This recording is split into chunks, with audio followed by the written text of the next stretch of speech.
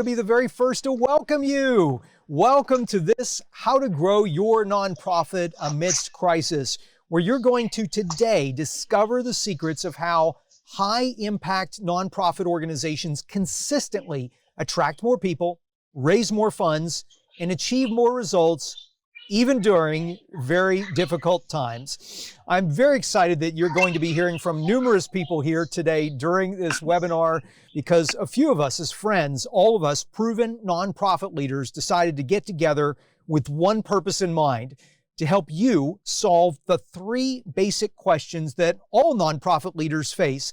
And these are problems that were made even more clear because of the current state of affairs in our culture right now. Today, we're going to be sharing everything we know, and our expert presenters are going to share their experience and their expertise to help you get through this current crisis and also to lay the foundation for how you will be prepared for this next year. Now, everybody's going to be sharing their knowledge, their experiences, their strategies, and all of these are things that each of us have personally utilized to find success in our ministries and our organizations. And most importantly, we're going to help you answer a few very, very important questions. How do I grow my nonprofit? How do I lead, strategize, and get results? And how do I get more funding to enable this nonprofit to thrive? My name is David B. Wright, and I am thrilled to be serving as the MC for today's broadcast.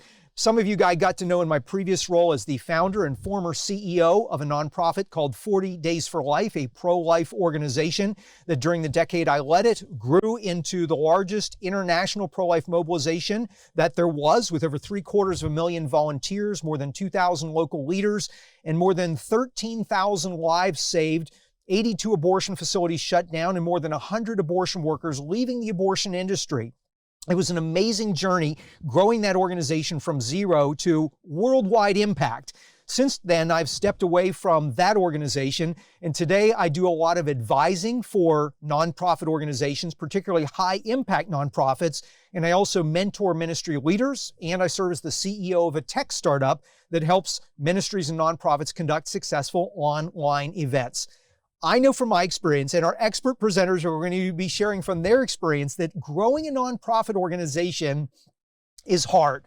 It's not easy. Yes, it's worth it, but it's very hard. And it's always a constant struggle, always working to get funding. It's always an uphill struggle to achieve more and more results, and it's always a struggle to grow. My experience has proven this. It was not easy to grow 40 Days for Life into a worldwide movement and to work with thousands of leaders across hundreds of cities, but it was worth it. It was worth it in the victories we saw in lives saved, women and children spared from a lifetime of regrets for the mothers and children losing their lives due to abortion. And it was worth it to see the impact and the hope that a large, high-growth nonprofit organization was able to instill in those who participated in that endeavor.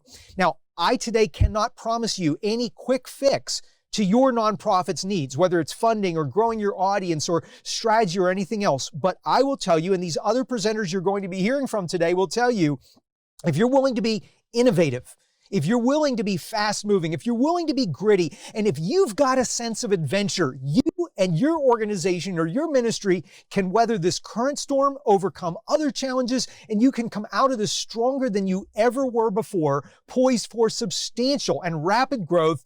And along the way, you're going to find some amazing friends who are going to help you get there. Just like the people who are here today teaching you, we are all friends on this journey. We've developed our relationship as each of us were involved in building high-impact nonprofit organizations.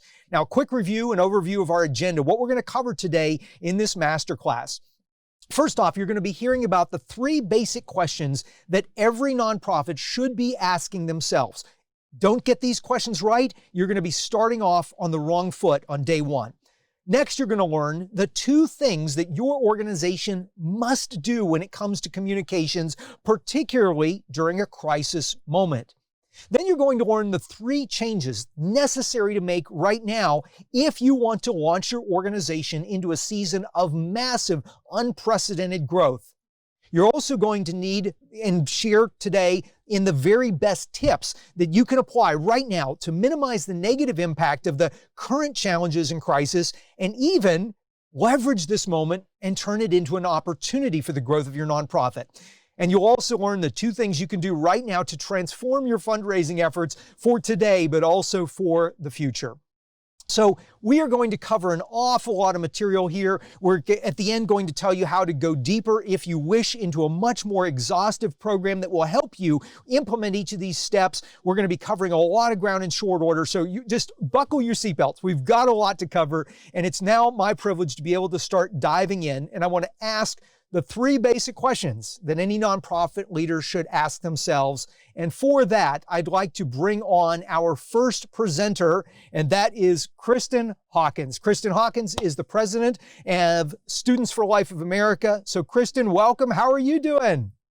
Thanks for having me. This is exciting to be doing this and kind of sharing all of this information with all of our friends that we've met for so many years. Well, Kristen, diving right in and trying to help people understand, what are some of the questions that any nonprofit leader should ask themselves, and then how can organizations really leverage their growth based upon their answers to those questions? Well, yeah, I mean, I think the basic questions that every nonprofit, leader at some point has got to ask is, how do I best grow and expand my reach and my messages and my followers? And then how do I lead and strategize and develop a strategy to actually get results, to then go back and grow my followers and grow my supporter base? And then how do I get the funding to get that going, to start that growth? I think those are the 3 basic questions that we know every leader asks themselves along the way. And I think the challenge is how do you start, and where do you kind of assess where you're currently at, and how you can make small changes or big changes that you can turn into massive, substantial changes down the road. And I think that's what's so exciting about right now in this current time, where there's a lot of uncertainty, that we can actually grow during this moment. We can use this time that we have to reevaluate what we're currently doing, to spend that day making that strategic plan that we knew we should have been making months ago, to really reevaluate our processes for contacting our supporters, staying in touch with our supporters. Are they effective, or is there something that we're missing, that we're forgetting along the way? Mm-hmm. Well, and Kristen, I thank you for kind of helping to set the stage on this as we get ready to dive in. And I want to do a more formal introduction for you and the rest of the team here in just a few moments. But in addition to those questions, and in addition to those things that we need to have in the back of our minds, we also need to realize that the way many of us have run our organizations in the past is going to have to change. It's going to have to evolve. We are in a digital era, and that's going to be more and more important to us all as we answer those 3 specific questions. Looking at some of the statistics, online fundraising in the last year grew by over 12.1%, and that was before COVID-19. And now it's going to become even more important. Some estimates are putting online fundraising at 23% of overall donations. And digital communication is so much less expensive, and it gives us an opportunity to reach thousands, hundreds of thousands, and literally millions of potential donors, whereas a little as $50 spent can produce 7 million views of the video. And we're going to have some case studies of that a little bit later. Social platforms allowing for unprecedented growth. And in the midst of this crisis, here's the harsh reality. Organizations that don't pivot, that don't adapt to this digital reality, or they continue to make their case about their value proposition the way they've been always doing it, run the risk of facing a serious decline in revenue, which could lead to a reduction in staff, the number of people you serve, layoffs of your team, and a loss to momentum you're building. We can't allow that to happen. The missions that we all serve are far too important for that. So I want to give a little bit more of an introduction. Kristen, I wanted to have you help set the stage, but I want to introduce each of those who are here and the expertise before we launch into how we do these different things. So I want to introduce a few very dear friends and also partners in mission who we called upon to jump together here to put on this masterclass. You obviously heard me introduce already Kristen Hawkins, and just a bit more about Kristen. She's the president of Students for Life of America and also Students for Life Action. She launched this organization shortly after her 21st birthday. What was I doing when I was 21? It was not launching an organization. And since then, she's been catapulted into a massive nationwide, and I would say international leadership role. Since she launched the organization full-time 14 years ago, she went from one donor to over 100,000 donors, from a shoestring budget to more than a $12 million budget, creating innovative programs and techniques that have revolutionized not only the pro-life movement, but have revolutionized ministry and nonprofit work overall. Next, we're going to hear from Josh. I'm going to pull up his shot here. Josh is the CEO of Him and Her Digital, a boutique digital marketing firm. They've got offices in Los Angeles, DC, as well as Cape Town, South Africa. Man, I've never even been to Cape Town. Good for you, Josh. Joshua has run global marketing campaigns for organizations like Students for Life of America, which is where this connection came about, Crux News, the Archdiocese of Los Angeles, as well as the Vatican. Joshua has degrees in communications and political science and a doctoral degree in organizational leadership. That's pretty darn impressive. And personally, I've worked with many marketers and digital folks over the years. Kristen, I know you have at Students for Life, but I realized that when you brought in Josh and his team to help with your mission, that was when you started to see some pretty dramatic results. And he brings to the table that he's gritty and he also overcomes challenges, and he challenges each of us to think about what can be and how to go about solving the problems that come about. And our last presenter that you're going to be hearing from is Brendan Amaro. Brendan is at Cornerstone Payment Systems, where he works with hundreds of nonprofits on digital fundraising solutions, from small organizations to some raising over $100 million a year online. He previously served as the Vice President of Strategy at Students for Life. I think you're starting to see this connection thread going between all of us.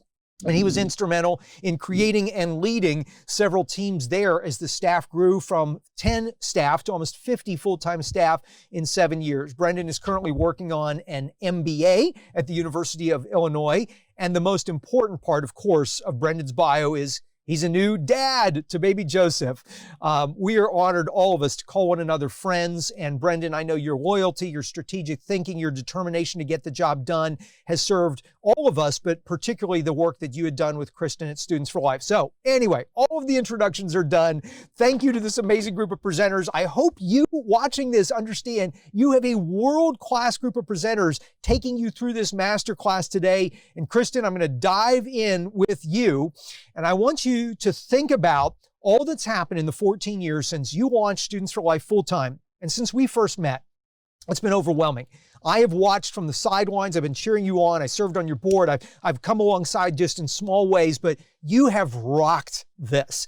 And we have so much that you need to celebrate and be thankful for. But also, I know there have been some big trials, some public trials, some private trials along the way.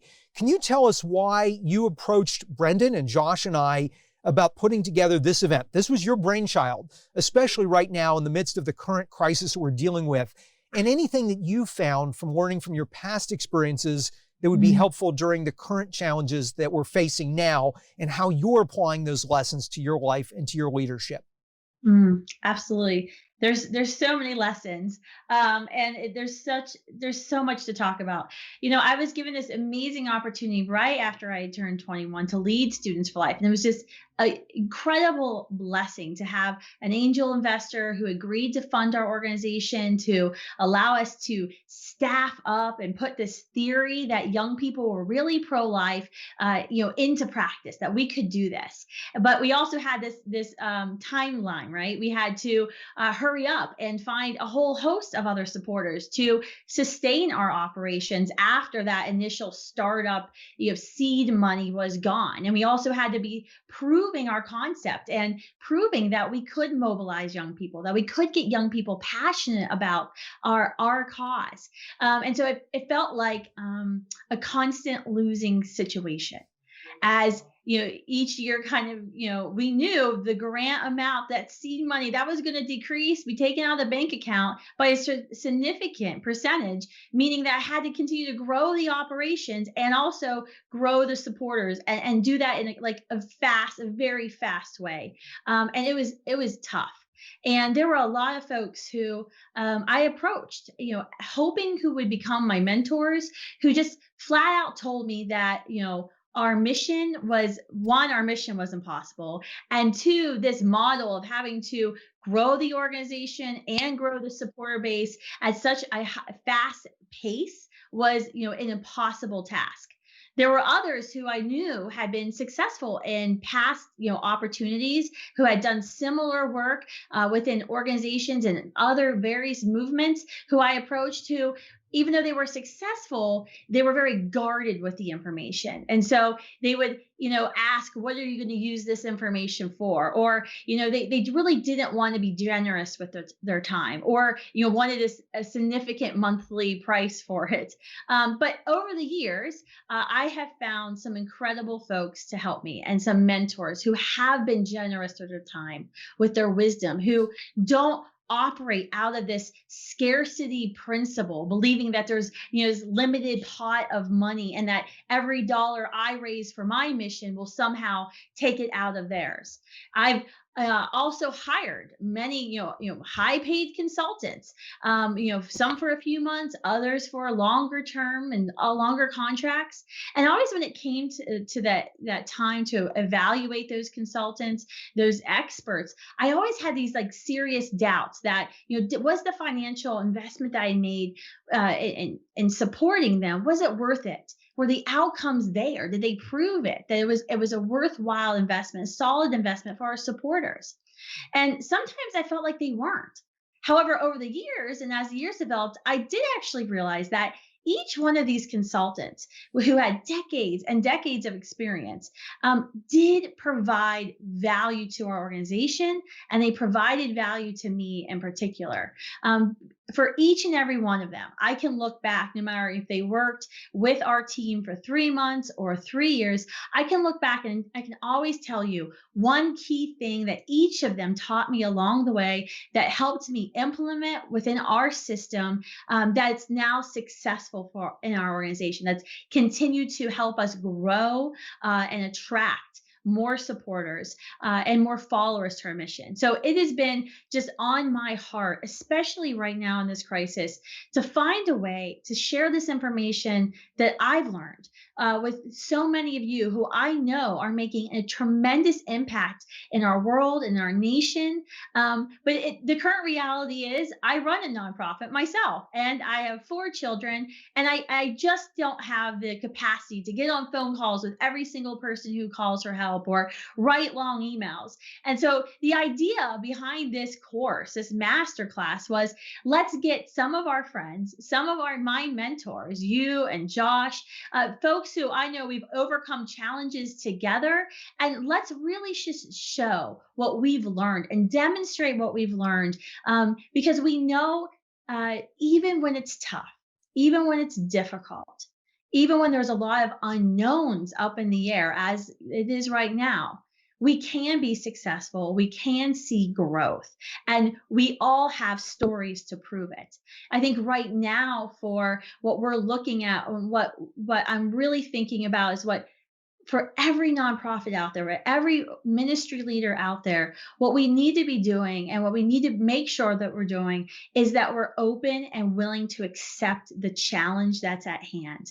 That even though we may not know what's coming ahead in the next 3 to 6 or 12 months, I think we do need to have, like, as you said, a spirit of adventure, a willingness to dig in and solve a problem, maybe a problem that we've had for a while, that, we just didn't have time to get to it. Now would be the time to get to it, to really reevaluate what it is that we're doing that is the most important thing, and maybe what are some things that we're doing that really aren't that effective, but maybe take up a lot of our time.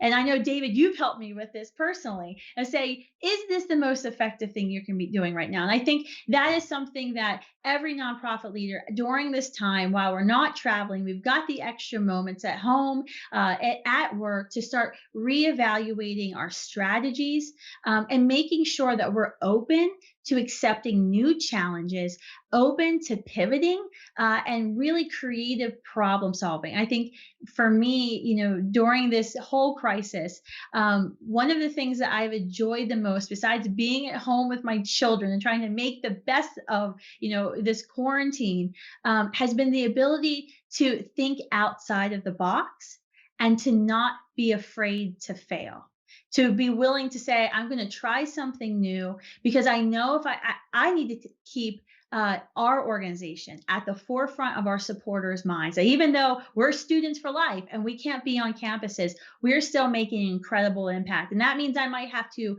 pivot and I might have to create something new or take something I've done in person and put it online. But by continuing to challenge myself and challenge my team, we've been able to see, even during this time, an increase in support. And I originally thought there's going to be a massive decrease. We are in many fundraising channels. We're sustaining current and operational levels, and in others, we're actually seeing increases right now. And honestly, David, I think that just speaks to the fact that our supporters know we've been in constant communication with them. And we've been telling them how we're adapting to the challenge, pivoting, and doing something new. And also, we have actually stumbled upon a few things along the way that we haven't been doing, that even after life goes back to, quote, normal, that we're going to continue to implement, because we have found cheaper and faster ways to get new students signed up, just because we had to be forced to reevaluate. Right, right. Well, let me bring into the discussion next. Let me bring in Brendan Amaro and continue to pick up on this, because Brendan, your work puts you right in the middle of the discussion about online, particularly fundraising. And as we look at the three foundations of growth, leadership, and strategy and funding today, what do the people watching this webcast right now, this event, what do they need to be thinking about in regards to fundraising that's going to help elevate what they're going to learn and where changes can be made so they can achieve maximum impact? Yeah, thank you, David. Well, first, I want to say that what Kristen is seeing with Students for Life is much more is not out of the normal. We're seeing, so we at Cornerstone work with thousands of nonprofits all over the country, all over the world, and we've actually seen their online volume skyrocket. We are busier than we have ever been before, helping new clients, bringing new clients on, giving them support, helping them figure out new solutions, getting into new channels. And it might seem a little weird because, all this news day in and day out about, this horrible thing in the economy and the stock market's down. And I think it's 36 million jobless claims. And it seems odd to be asking for support. But during this time of uncertainty, people want to be part of something that's bigger than themselves. This really has gotten people refocused on what is really important. And so I want you to keep in mind that there are actually a lot of people out there whose incomes have not been affected by this crisis, who are able to work from home, who are still going in, who are still doing their jobs every day, but now they're not going to spend that $2,000 on a family vacation this summer. They're not spending money on gas. I haven't had a haircut in like 3 months. They're cooking at home more instead of going out to restaurants. And so they've got this extra income in their budget, and they're just waiting to be asked to do something beneficial with that money that they're saving. But they're not going to give if they're not asked. You have to get out in front of people, and you can be sensitive to the current crisis. You can say, hey, I know things may be difficult for you, and if you're struggling, I don't want you to feel obligated or like you have to give. But if you're not, our mission is continuing. This is your opportunity to be part of something bigger than yourself, to help the community, to help the world, and just go out and still ask people for that support. And if you craft a compelling ask, you can find new donors and grow your organization. Brendan, I so relate to everything you're saying. When I first heard the news right after the COVID lockdown began, the Wall Street Journal was reporting that charitable giving is down by 73% across the U.S. And I said to my wife, I said, groups that don't innovate, that don't get gritty like we talked about, that aren't fast moving, there's going to be a good percentage of them are going to be out of business. But the groups that I've been working with and seeing that are making these transitions, they are crushing it right now. And some of them are thriving far beyond anything they'd ever done before, simply because they were willing to be fast moving, innovative, gritty, and they were willing to engage online. And thank you for the work that you do. Joshua, I'm going to bring you into the conversation here. People throw around this term growth all the time. It's kind of this nebulous word. Is this a digital marketing keyword? And how would you, I guess, from your perspective, running a digital agency, what's the best definition of growth as we're about to jump into it specifically now for nonprofit organizations? Sure. First of all, I think just anecdotal, and I was hearing Kristen kind of talk about the beginning of Students for Life and starting her nonprofit. I remember, I always kind of use this anecdotal, this little story here, that when I launched my nonprofit quite some time ago, and I woke up the next day, we launched our Facebook group, and then the next day you go on and there's like 2 people that have liked you. It's like you and your mom, and you're like, right on. Okay, this is like the start, And I feel like that is sort of it's a really important part of the story because it demonstrates that like there is some grind element to this. It's we used the word gritty earlier. There is an element of growth that is just a part of doing the work.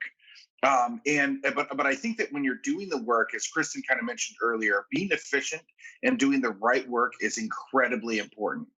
And so yeah, growth is kind of like a cliche term for digital marketing. But as a concept, it is really, really important. And I think the clearest definition for growth in regards to this discussion is this: that growth is the ability to strategically and effectively engage more people with 2 specific traits. 1, that they agree with your cause. That's important. And 2, they're willing to act. That for me is when I think of a nonprofit comes to me and says we want to grow.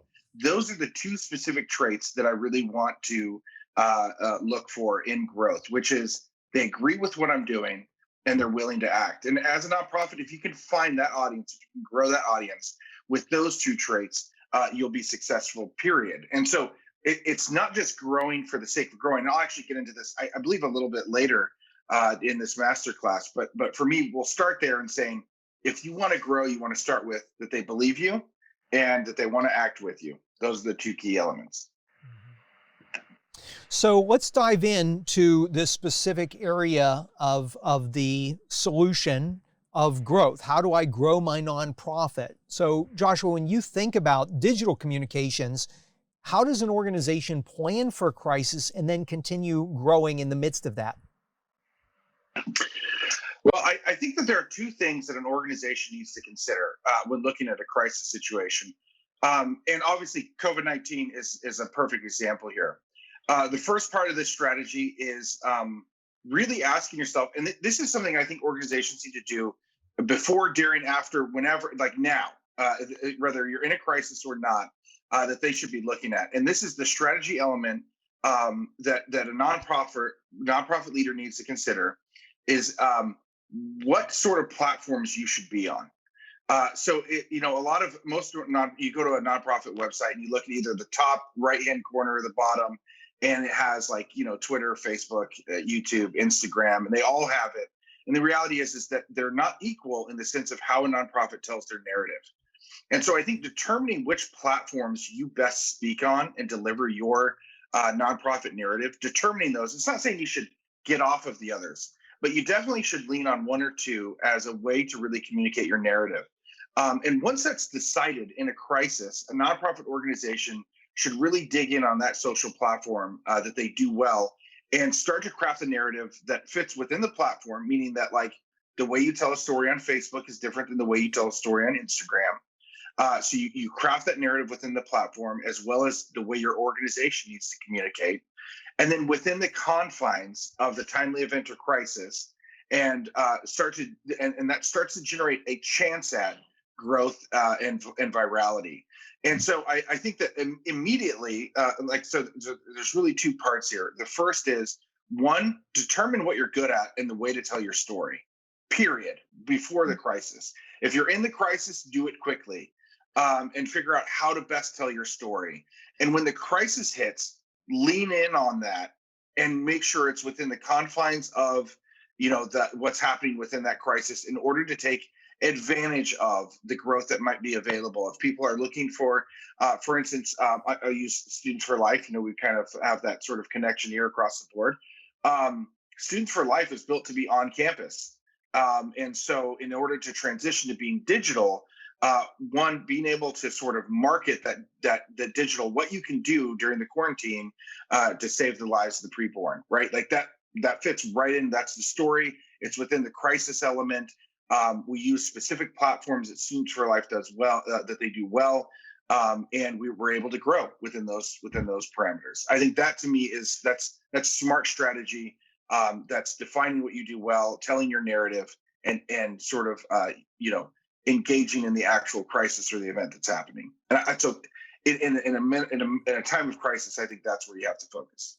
And Joshua, I hope people don't undervalue what you just shared based on the simplicity of it, because though it sounds simple, it's a lot of work, but it's well worth it to craft that narrative, to engage, and to bring the right messaging to the right platform. Let me go back to, you gave us a really good definition earlier of growth. Can you explain from your vantage point 3 changes that organizations can make right now that will prepare them for future growth, and particularly for massive growth for those groups that are ready to engage in that level? I think that the proper way to sort of consider growth is in outcomes and funnels. I think that looking at those kind of 2 elements, and really only looking at outcomes and funnels, and I think this is really important, and I'll kind of give some examples here. But first, I want to explain what I mean by that, and it starts by defining what an outcome and a funnel is. An outcome is a delivered result, simple, and a funnel is the process to get an outcome. And so these are 2 concepts that if your organization focuses on them right now, they will deliver immediate results and growth. And the way that this works is that an organization must decide on the desired outcome. So when we talked earlier about growth, and I gave you the definition, I said it's a strategic sort of evaluation. And that's really the focus here, is that you have to decide on what outcome you actually want. So if a leader, let's say, says, I want 1 million likes on Facebook. Now, you can grow your Facebook page pretty easily. In fact, you could call me up, you call up my company and say, hey, Josh, I want 1 million likes on Facebook. How do we get there? And I would run a quick test. About a week later, I would send you an email that says, well, it's going to cost this exact amount of money, and it's going to take this amount of time to do it. And then we make it happen. It's dollars and cents. And so most people think of that as growth. But the reality is that a good digital marketer, I think, would look at that and say, like, well, that is technically growth, but that may not be the growth that you want to focus on. Because productive growth is a why question, not a what question. And so the question is, why do you want 1 million Facebook likes? There might be a very good reason, and we go through and we do that. But honestly, most people that come to me and say, I want 1 million Facebook likes, they don't actually have an answer.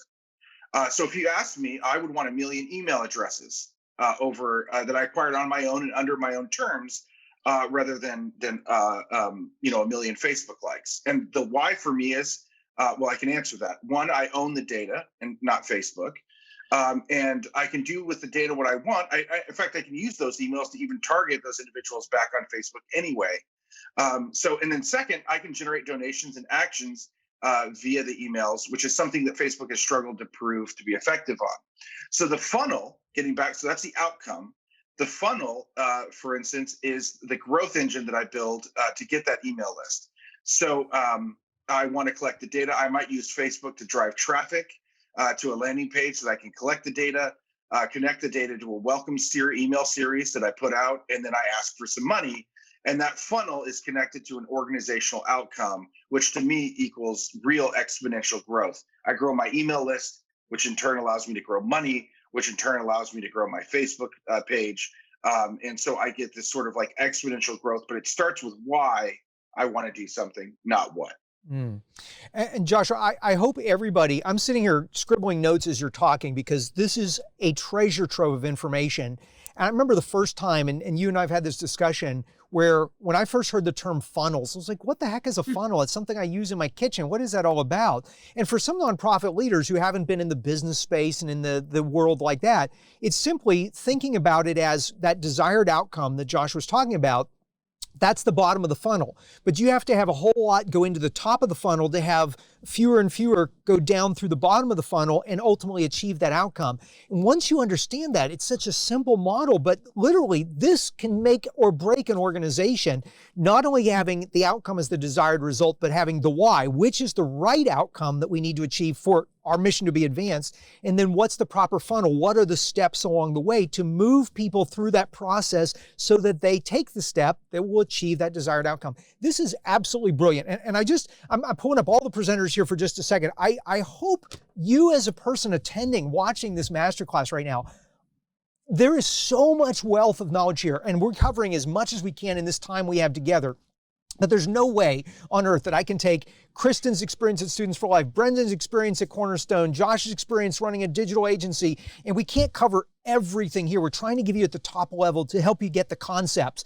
But also, we want to make sure that you're able to actually execute on this, that you're able to implement this, determine the outcomes, come up with the narrative, have the proper fundraising strategy. We're going to be telling you more at the end of this masterclass, but that's why the Thriving Nonprofit Leadership course was created, to be able to deep dive into each of these areas, to take it from concept to execution and implementation so your organization can see the kind of desired growth. And I just wanted to preface, I'm so excited that we're going to get to talk about that here in a few minutes. But Brendan, I'm going to go back to you and put you back on the hot seat here. What, from your perspective, are the best tips for organizations to take right now to minimize the negative impact that a crisis has on their strategy, but also leverage, we talked about earlier, turning that into an opportunity? Yeah, thank you, David. That's it's definitely a challenging situation for everyone to be in, and it caught so many people off guard. But there are four things that every organization must do when external turmoil affects how you do your work. First, you need to assess the situation. What is impacted and what isn't? For those things that are not impacted, keep them running, maybe even push harder, focus more time and resources onto those. For the things that are impacted, is it mission critical? Is it a key fundraising event? David, I know you've been helping a lot of people with that. Is it maybe, are you, getting ready for the upcoming elections, doing door-to-door canvassing? Is that something that's mission critical that you have to be able to continue doing in some way? If it isn't, you put it on pause and you come back to it when things are back to normal and you're able to do more things. If it is mission critical, well, now it's time to get creative. And that's the second thing you need to do, is get creative, because there is no precedent for what to do in a time like this. And whatever the next crisis is will be unprecedented all over again. So bring your team together. That's so important. It's not just you as one person. As much as I've got a whiteboard here in my office, I spent a lot of time playing with it. But you need to be able to bring your entire team together for creative ways for you to still be able to accomplish your mission within the new conditions, within the new parameters. This could simply be adjusting your activities. It could be you're pivoting your fundraising banquet to an online event, or it could be coming up with completely new activities that help you, such as figuring out how to reach your constituents online instead of in person. This is something Students for Life has done so incredibly well. And this may involve some trial and error. Come up with some hypotheses, test them out, see what you come up with, be flexible, try new things. And that then becomes the third step, which is to develop a plan. You've got new strategies, new goals, new way of doing things. You're going to have to communicate these to all of your stakeholders, your board, the people you're serving, your donors, your team and your staff, your volunteers. Let them all know, here's what we're doing now. Here's what we've pivoted to. And give your team the support that they need. If this means you need to train them in a new skill, if this means that you need to just be encouraging, remember, this isn't going to be a smooth process, and give people the leeway to try new things. And one of the things you can do to help you with these first three steps is a SWOT analysis. Look at your strengths, your weaknesses, your opportunities, your threats. That's something we're going to get more into in the Thriving Nonprofit Leadership course. But a SWOT analysis or different things like that can structured way to help you figure out, are we still working towards our mission? And finally, the fourth thing is to think about your long-term future, right? Are there activities that you're doing that are taking away from your mission? Remember what we talked about at the top. Is there stuff you're doing that's not mission critical? Do you really need to continue doing those things? And then are these new activities, these new plans, is this just something temporary that's going to get you through? Or is this something that can become a strength for you? Kristen talked about things that they're doing that were temporary, and now it's going to be a huge part of what Students for Life does going forward. And you need to take the opportunity also, we're not traveling. I haven't been to an airport in months. Take that opportunity to examine other parts of your organization and how you can improve. This is a time you're never going to have again, to be able to really take a step back and look at the big picture. So doing all this, it takes strong leadership. It's going to take a lot of patience and empathy, adaptability, but it will help your organization emerge from the crisis stronger than before. And Brendan, obviously all of us here have served in leadership roles in the nonprofit world. Leadership is so incredibly vital. Are there any additional tips you would have for how a leader can help to guide their team during a crisis and pivot to a new strategy you talked about? Any other specific thoughts about the role of leadership in this? Yeah, there are a few things that leaders can do. That's a great question, David. And because leaders and the ability of a leader is going to determine the success of the organization. Yes, you need a strong team around you, but you need, as the leader, maybe you're the leader of the entire organization. Maybe you're just the leader of a department. Maybe you're the leader of a small team, but the success of that team is going to be hugely dependent on you. So the first thing you need to do is acknowledge the uncertainty and distress that people are feeling. This is a very difficult time for a lot of people. When you're doing that, give everyone the opportunity to be heard, to share their concerns and fears. I've heard of a lot of organizations that have just had regular group video chats where people just come on and share what's happening in their life. And you, as the leader, need to do this as well. Share what you can. Also, share about what's happening within the organization. Give everyone the opportunity to ask you questions, but don't be afraid to say, I don't know. The worst thing you can do is make something up, make a promise you can't keep, or get defensive. You can't do any of those things. You got to say, if you have to say, I don't know, I'll get back to you, or I don't know, we're going to figure that out together as we go. That's totally okay. The last part of that is to be explaining the why. Explain why you're making certain decisions and why you're doing things the way that you are. The second step is support and encourage your team. Put people first, make personal connections, have individual time with everyone on your team and ask them what specific support each person needs, and then give them the time to go do what they need to do. If they now have 5 kids at home instead of at school, they're going to need some time during the day to help take care of their kids. Also, get their input, find out what's important to them. There's an example in our industry, in the payments industry, a company called Gravity Payments. When the COVID-19 crisis hit, they lost half of their $4 million monthly revenue, and their leaders were looking at bankruptcy in 4 to 6 months. One option was furloughs, but what they decided to do was they asked their employees to privately share with their team leaders what salary sacrifice each of them was willing and able to make. Everyone put in their numbers, and those pay cuts meant that Gravity Payments can now get through 8 to 12 months, and they didn't have to make any furloughs or layoffs. So get input, have everyone's going to be willing and able to sacrifice right now. And then, like I mentioned earlier, you're going to help them adjust to a new way of working from home, and to provide training for new skills to help people out. You need to give constant communication, encouragement, celebrate the wins, celebrate the day to day, and also regularly thank your team. Make sure that they know that they are appreciated. And the third thing that every leader needs to do is to lead by example. I've referenced this a couple of times. One of the things that I like to think about as a leader, and actually it's funny, Michael Jordan, I don't know how many people saw the documentary lately, The Last Dance on ESPN. I grew up in Chicago in the 90s, huge Michael Jordan fan. He said something that I learned a long time ago in leadership, which is you're never going to ask anyone to do anything that you yourself are unwilling to do. So if people are taking pay cuts, you have to be the first one to take a pay cut. If people are working extra hours, doing things differently, you've got to be the first one doing it. You have to model a good attitude. You have to model positivity. You have to share what's happening in your life. And just by doing that, being that role model, people will start to pick up on that, and it'll really boost the morale of the entire team. Brendan, that's a lot of very useful and very actionable information for all of us. And honestly, I love those examples. I had not heard about Gravity Payments. I think that's an incredible lesson for all of us about engaging the team in this. Kristen, I'm going to pivot back to you now with all of these amazing ideas for developing and transforming strategy and leveraging it for maximum impact and growing your reach. The reality is this is all going to take money. That's the reality of it. So what are, from your experiences, some of the most impactful actions that organizations and leaders can take right now to get at work and get busy raising the funds needed to accomplish these action plans? Yes, Dave, thanks. There's so much that I know when it comes to fundraising, and I know it can be so overwhelming of, am I doing this? Am I doing that? And are we continuing to do this? Do we add this? It can get just overwhelming. So I think right now, when you're at home, you've got some extra time. As I mentioned earlier, I think now is the time to really assess what's going on.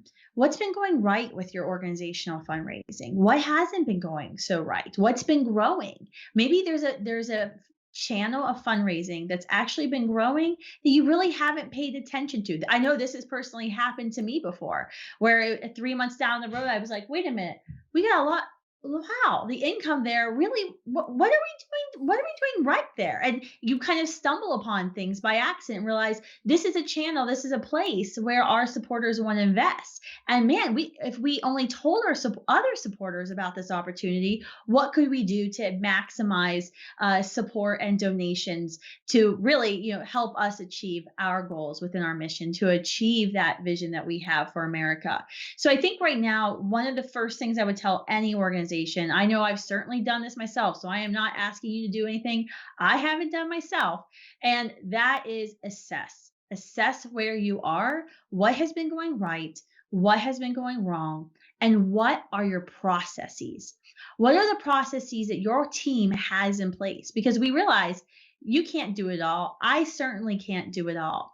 And but with that, becomes it becomes a little difficult sometimes to make sure. You might have asked somebody to make sure you were sending out those fundraising thank you donation receipts every 2 weeks, but maybe they haven't been able to do it. Maybe while you thought it was a priority for them, it really wasn't a priority for that team member, and they thought they could set that aside.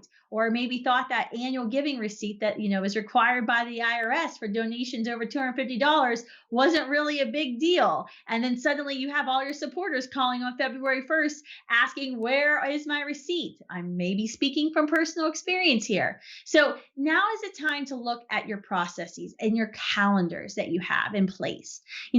Is there a thank you calendar?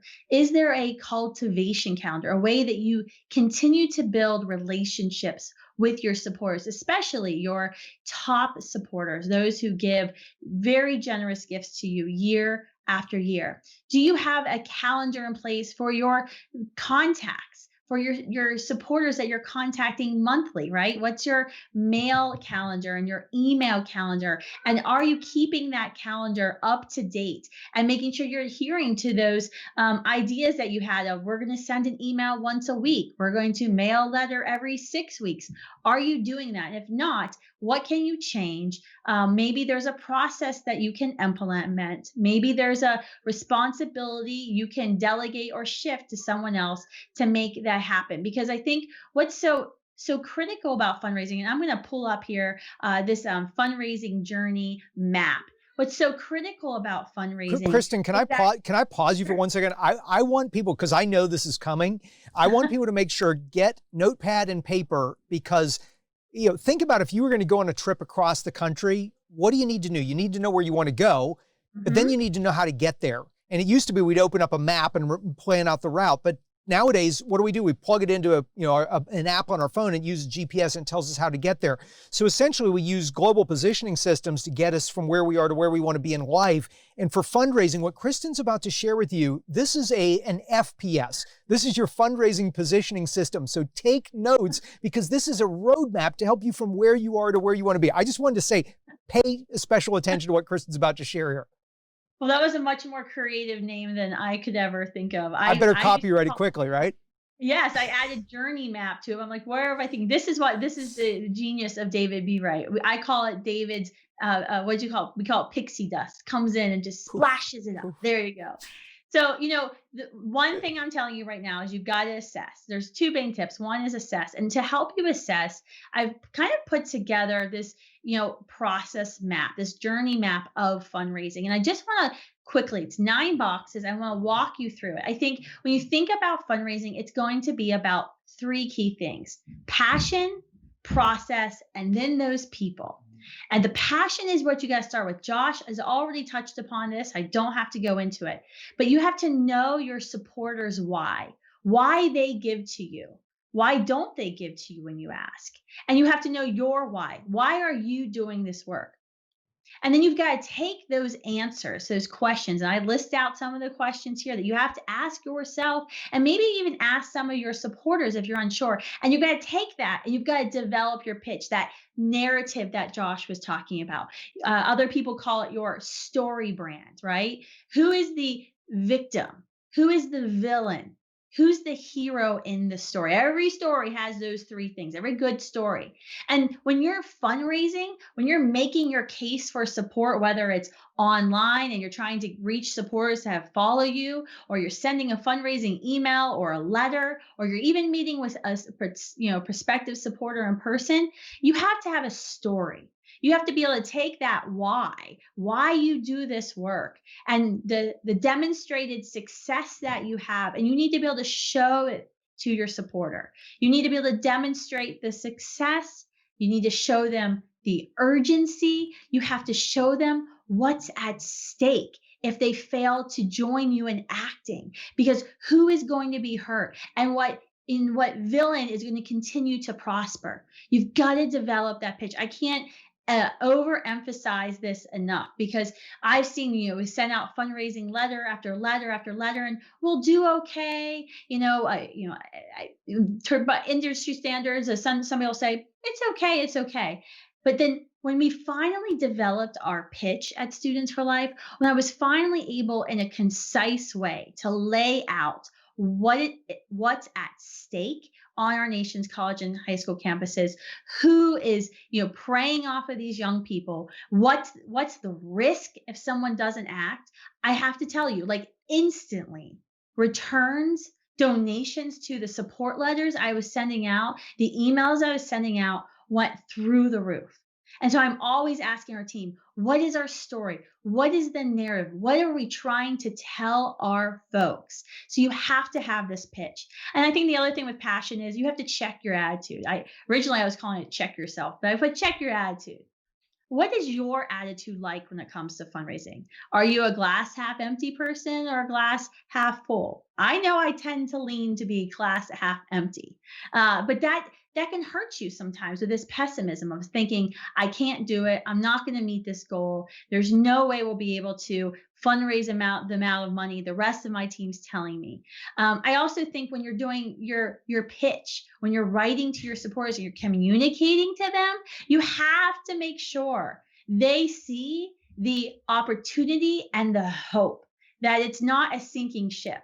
Sinking ship appeals can work temporarily, but if every month you're telling somebody, I don't have enough funds in my checking account, we're going to close our doors, eventually they're going to say, why can't they run their organization at a little bit better place? So you have to be a glass half full, and the people on your team, whether it's your board members, volunteers, or staff, they're communicating with your donors. You've got to make sure they are that type of person that can communicate that hope and that passion, and they're excited for what you're doing and what you're accomplishing. And then you get into the process. And that's what I mentioned. I think you really have to focus and use this time for process, because this is something I don't really like to do. I have to admit to you, David, I am not a process person. Brendan likes process.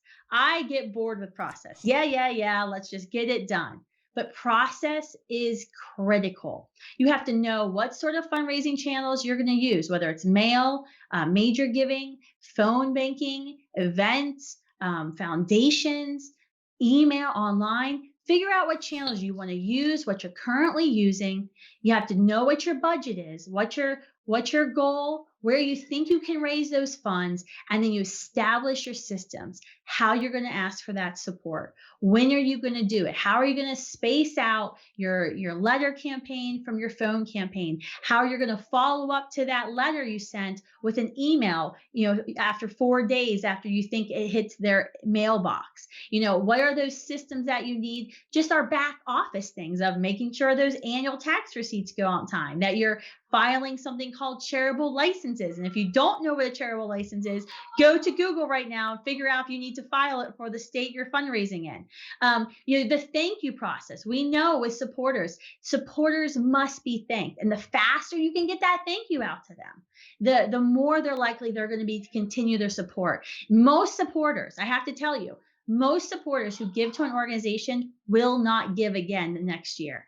The attrition rate for organization nonprofit giving is atrocious.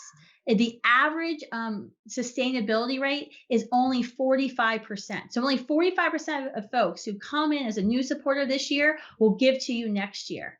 There is no reason for that. And you can increase that percentage, that likelihood that a supporter will continue to give to you if you cultivate them, if you continue to thank them, if you show them you're good stewards of the investment they have made. And so you've got to have these processes written down in a calendar, because I know how busy you get and I know how we all get. But if you write it down and then you sign it out to yourself, you put it in your calendar, you sign it to a team member, a trusted staff member, it's going to get done. And then finally, the people. How do you move up your supporters? I have a little pyramid here of your low dollar supporters, your mid-level supporters, and your high-level supporters. I think the important thing you have to realize is that because fundraising is a process, you're not going to start out having all high-level dollar donors who are giving you and writing $1,000 checks, $5,000 checks. Start out small, but when you start out small and you follow those cultivation practices, those, thank you and stewardship practices, those $25 donors will become your $100,000 donors. And I have to tell you, the first thing when I started learning fundraising, I thought people were crazy, that this was impossible. Like, there is no way. And how is this going to happen? Like, I'm not going to be able to sustain the organization. You're telling me to get $25 donors. Like, that's not going to help. You'll be okay. And it's going to work. I was looking at some fundraising reports that we did at Students for Life not long ago, and I was reviewing some of our budgets before our board meeting. And I had to stop because I was so overwhelmed, because I remember those first 5 years of struggling and setting up the process and meeting with, the experts who said, you have to do this. These are things you have to get in place now. And me thinking, this is a waste of time because my organization isn't going to be around in 10 years to benefit. And now looking now, as we're heading into our 15th year, where I am seeing that prospect I met one time that I started to mail and I started to email and I sent a Christmas card to, who now gives $25,000, $55,000 every quarter. I'm starting to see this remarkable transformation amongst our supporters who came in at a low level and said, I'm going to test you out and see what it is you're really about, and to see them grow. And so you've got this life cycle of your supporters where you're going to find them, you're going to identify them, you're going to qualify who they are, what their giving capacity may be, you're going to cultivate them, you're going to solicit, then you're going to steward, show them that you're a good steward of funds, the outcomes that you achieve, that your team can achieve because of their investment in you. And then you're going to renew and upgrade, continue this cycle, and just going to continue. These processes will work. They will help you grow your supporters. Not only the number of the supporters, but those supporters who give to you will become evangelists for your mission. They will become sacrificial givers. They're not going to be giving so they can put their name outside of an office, or the name will be on a brick in front of the big building. They're going to give sacrificially, and they're going to give big gifts because they know what you're doing, what you're achieving in your community is life altering, and is, in many cases, saving lives. And they're going to know that because you followed the process, you continue to cultivate them, you can continue to thank them throughout this entire fundraising journey. So that's a little bit, I could talk about this for hours. I get really excited about it, but that's my number one tip for you is you've got to follow the process. You have to follow the process and all that you do. And I would say my second big tip for, what can you do right now? What will make a huge impact right now? Because I know people like me are going, Kristen, you're talking about things 3 years down the line. The other big tip I would tell you right now is you've got to have that pitch, victim, villain, hero. Add in the urgency and start contacting your major supporters, your high dollar supporters, those supporters who maybe haven't given the highest gifts, but they've been your most loyal supporters. Write a letter, get them on a Zoom call, make the case for what you're doing right now, how you're pivoting, how you're creatively problem solving, how you're overcoming and innovating. Make that case to them, and you're going to see an increase in support for sure. Amen to that. And Kristen, I'm again, pages of notes that I'm filling up here. Victim, villain, hero, passion, process, people. I hope everyone watching understands this is the distilled wisdom, not just of the four represented here in our three presenters and their experience, but what Kristen and others have learned from decades and decades of experience at raising funds for nonprofit organizations. This fundraising positioning system, FPS, if you follow that process, it will help you to succeed. And I just want to begin to kind of wrap us up and begin to point us towards a close. And I mentioned earlier that we would have an opportunity to learn about a brand new program. I'm going to pull up all the presenters here for just a moment so we can all just kind of weigh in on this here in a moment. But this new program, the Thriving Nonprofit Leadership course, is a deep dive in what today you've kind of gotten the entree, but the main course and the dessert and all the side dishes, that's what you're going to get in Thriving Nonprofit Leadership. And should you today say, what I got was amazing, and yes, you could take this and you could go use it, you can grow your organization enormously, but if you say, I want to deep dive, I want to know how to take these ideas and carry them to completion, and I want the guidance of those who've been there, done that, and succeeded beyond most nonprofit leaders ever.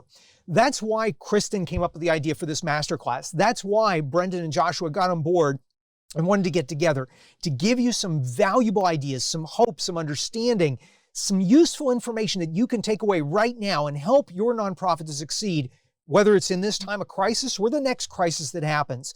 But that brand new training course called Thriving Nonprofit Leadership will help you take this to a whole new level.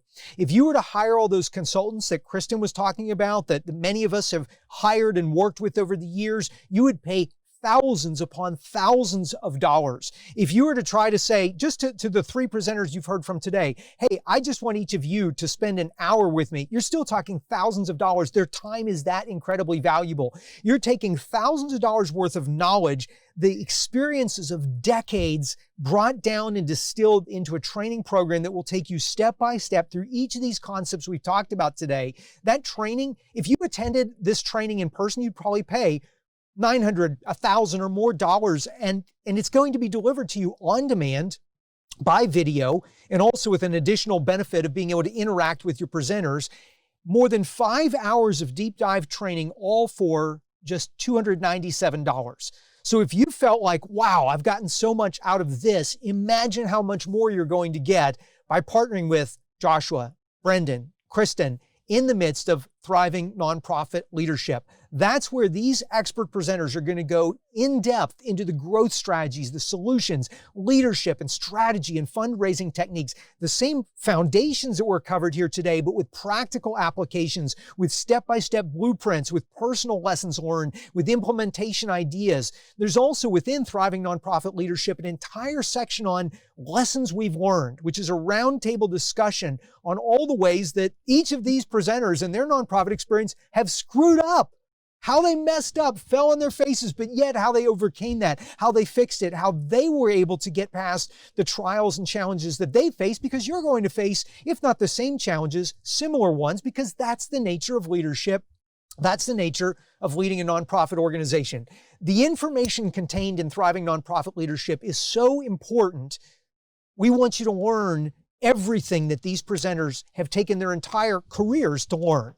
This session alone, the first session alone, would be worth the cost of admission, but as you deep dive into the entire training package, you're going to be so excited. It's going to set aside the scarcity mindset that plagues so much of our thinking and our decision making. We're in this together, and the change that you seek to produce here in America, for those who are joining us here domestically, as well as those around the world, and the change you want to impact around the world is greater than any one of us or any one of our organizations. Kristen, as much as she's a machine and she goes out and gets enormous things done, she can't do it all.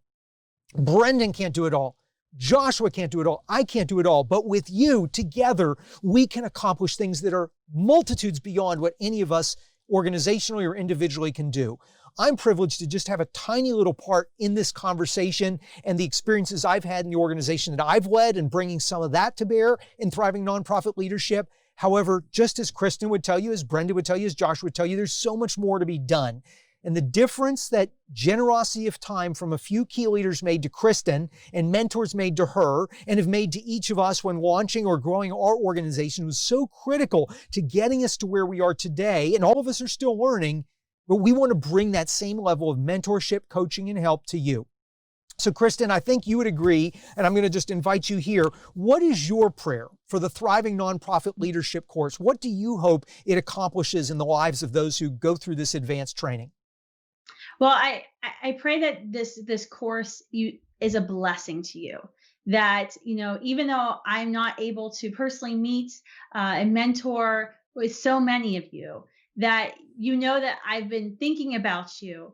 And there's so many of us across the country. We get together, different leaders at different times, and we say, how can we do more to build each other up? How can we do more to save each other the hours of wasted time of that lesson we had to learn when somebody else already has learned that lesson? So I hope you see this as a blessing for you, not only that it's going to help improve your life, and hopefully give you some valuable information that might have taken you years to obtain otherwise, because some of it took me years, sadly, to understand some of these principles. But then also be a blessing for your organization that you'll be able to achieve, and you'll see the result of these this maximizing of results that happens, that you're going to see your growth, a tremendous growth in not only your supporter base, but also in the funds that come in from that supporter base, that you can become a fully funded organization. So that's my prayer for you, that this is helpful for you, that it's going to save you hours and hours and hours of time. It's going to allow you to focus on what you do best and what your organization does best, but it's also going to help you grow your organization, right, transform your organization so you can achieve your mission. Amen. Well, I'm going to ask Brendan and Josh, I know we want to be respectful. All of you are running and doing organizational things and need to get back to that as we wrap up this masterclass, but maybe in one sentence each, think about what you would hope somebody would take away from the Thriving Nonprofit Leadership course. And Brendan, if you don't mind, I'm going to pull you up first to share. What do you hope people take away from this course? Yeah, thank you, David. I really just hope people take away from the course the confidence to move forward, the confidence to know that you can have an impact. And by doing these things, learning these strategies that we've learned, you can make a huge impact in your community. You can transform your community into something that you've been dreaming of and envisioning for years. Amen to that. And Joshua, what is your thought? What would you say to somebody who's thinking about doing this? What do you hope they gain from it? Well, and just to kind of follow up a little bit on what Kristen said, when Kristen kind of pitched this idea to me, I remember being, starting that nonprofit and like sitting there and you're Googling like everything, like, how do I do this? How do I do this? How do I fundraise? What's the best email I can possibly send out? And I thought to myself, I would have bought this in a second. I mean, just pure, like, this would have been a huge help. If I can be a part of that and help with that, that's awesome. I'm really excited to do that. And just to kind of give you an idea, you can look at today and we talked about email and funnels, and you can look at the funnel and you can say, okay, I can start to learn and implement that. What we want to do is really map it out for you, teach you how to do it, so that you can really get in. You don't have to sit there and Google for hours like we did to learn this. You can actually just get that information right away. So to be a part of that for me is just huge. So it's saving time, it's saving money, it's saving a lot of hard-earned experience that each of us have had to go through, banging our heads against the wall and Googling things. And also, I just want to say to everybody, as you're thinking about diving into this deep dive Thriving Nonprofit Leadership course, you see the button here on this page. If you're interested, go ahead and click it and it will take you in where you can start the process of signing up to join us inside the course. Or you can also visit thrivingnonprofitleadership.com, open a separate tab. You don't want to miss the last minute here of our webcast here today.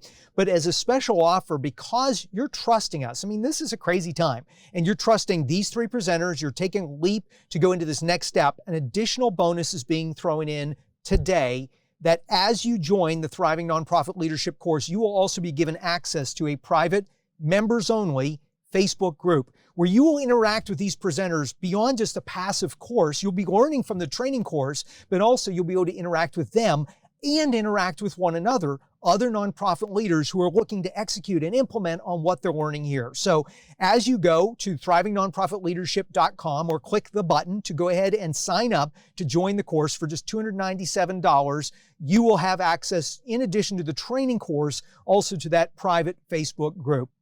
Also, for those who want to come back and rewatch parts of this free webinar, your username and password will still be live. You can come back here and rewatch this and share it with members of your team as you do. I hope this has been helpful to you. I've taken a bunch of notes and I've been doing this stuff for decades, and I hope it continues to be beneficial to you as well. So I hope you feel that this has been a valuable investment of your time. If you don't, as a friend of mine said, if this don't light your fire, then your wood's wet. That was a Texas friend of mine. If this today didn't light your fire, then something is wrong. If you're either not in the nonprofit world or you're just happy being in the status quo, that's not for you. This course is not for you. But if you are looking to grow your nonprofit organization, you want to be with leaders who will help you from their experience. You want to be surrounded by people interested in helping you to grow your cause-based work. We hope that you take this information. We hope you join us inside the Thriving Nonprofit Leadership Training course, and you are going to begin to see growth like you've never imagined it before. So thank you so much for joining us today. And Kristen, as the mastermind, the creative person who came up with this, I'm going to give you the very last word. Anything you want to say as we send off everybody from this free training masterclass? What I would say is we're in this together. And we are here to support you. And that's why we put this course together, because we remember, Josh and I talk often about remembering how the startup days were and how deeply painful they could be at times. And we know it doesn't even matter what part of your leadership journey you're in. I'm, almost 15 years in, and it still can be deeply painful at times. And so I think it helps. What you see here is a collection of some of my best friends in the whole world. We're missing like one person on this, and I think that's my entire group. These are folks that I talk to every day.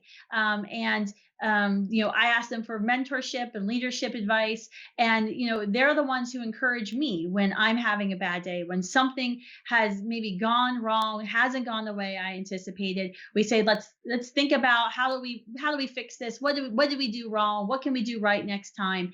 And so we want to be there for you. And I am so excited about this private Facebook group where we'll be able to help you network with others, not only ourselves, but hopefully find others along the way that can encourage you through this process, because we are all in this together.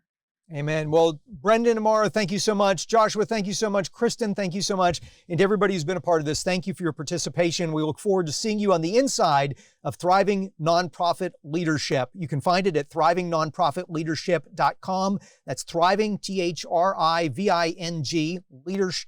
thriving-nonprofitleadership.com. We look forward to seeing you inside the course and inside the Facebook group. Thank you so much. Have a great rest of your day.